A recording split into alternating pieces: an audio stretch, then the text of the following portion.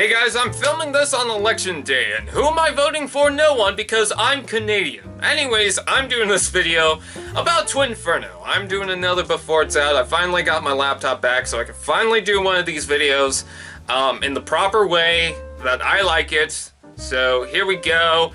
I will go on a rant in the beginning of this video though, so unfortunately some people might not like that. I'll try to put like a time skip or something like that on the side here so you guys can skip to that point. But anyways, I want to talk about Before It's Out.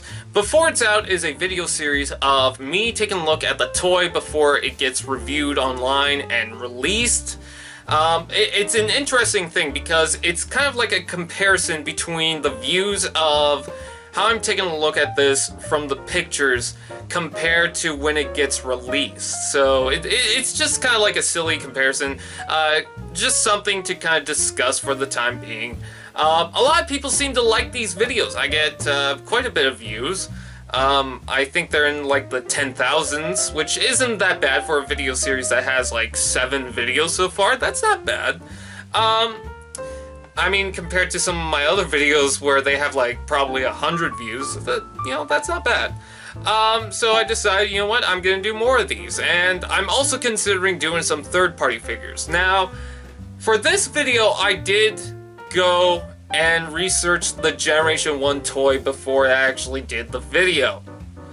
But for previous videos, some people have caught on that I didn't really look at the Generation 1 version before I actually did the video. In fact, some people complained that I shouldn't even talk about the Generations figure because I didn't take a look at the Generation 1 figure. First off, I went back to like the 6-shot, and I had taken a look at the Generation 1 figure, and it is very similar, but that doesn't change my opinion on the Generation 6-shot.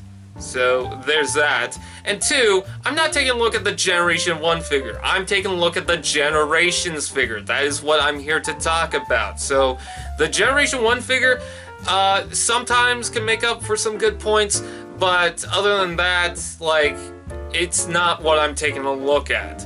Anyways, let's go ahead and talk about Twinferno. Twinferno actually looks pretty good in some parts for the Beast mode.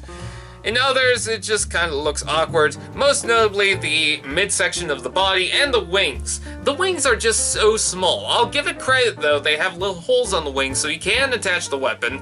I believe there was images beforehand that had the weapon combined and actually attached to his back. I don't know if you can do that, and if you can, I imagine that's how you're going to get the little Titan Master to actually pilot the figure, which by the way, loving the eye patch on the Titan Master figure. That is awesome.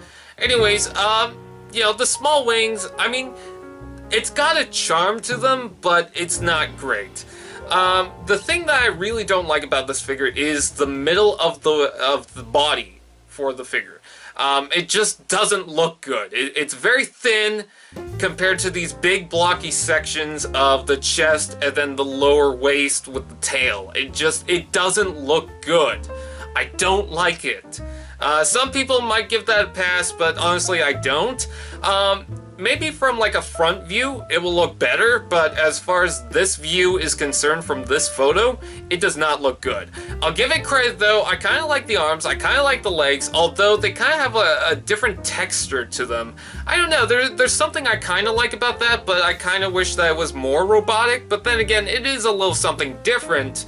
And then with the dragon heads, I think that's way better than the Generation 1 version, because I believe the Generation 1 version had the horns. You know how sometimes they'll mold like sharp points kind of down a bit, or like mold it next to like more plastic. I don't know how to explain it exactly, but they'll mold it in such a way to make sure that it doesn't break. And it seems like they did that with the Generation 1 version. I'm taking a look at some of the photos. Yeah, that's pretty much what they did. If that makes sense. But they decided, you know what, we're not going to do that and just give him proper horns, which I really like. I think they fit the character. I love the red eyes. And, you know, he looks so evil, but he's actually not a Decepticon. That actually surprised me. I didn't know that he was a Decepticon, but he is an Autobot. Taking a look at the robot mode, I think this looks fantastic. I love it. Is he the figure that I'm most excited for out of this wave? He's not. But he's not bad. I will say this though, I don't like the placement of the guns just in the hands. It looks a little awkward, because I feel like that should be more in the actual mouth of the dragon. But I understand why it's not. I believe that the dragon mouth can actually open and close, which would make things difficult.